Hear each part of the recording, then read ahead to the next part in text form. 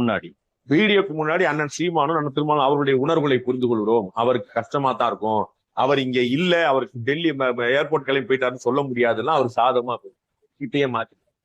ஒவ்வொருத்தருக்கும் அரசியல் கணக்கு இருக்கு. அதான் அரசியல் கணக்கு. அரசியல்வாதிகள் எப்பயுமே ஆதாயம் தேடப்பாரு. அவர்களுக்கு ஓஹோ விஜய் பயங்கரமா அடி வாங்கியிருப்பார் போல நினைச்சுக்கிட்டு இருந்தாங்க.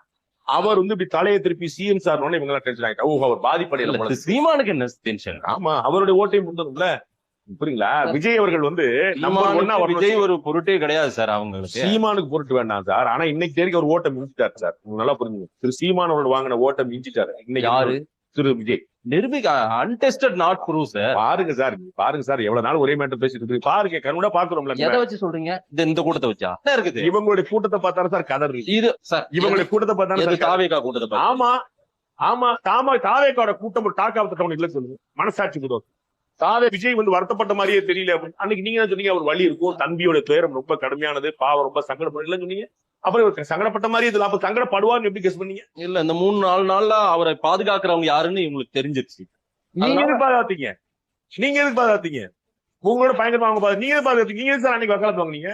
அன்னைக்கு விஜய் மேல வழக்கே போனா நீங்க அன்னைக்கு 28ஆம் தேதி கேட்டுக்கணும்ல. திருமாவளவன்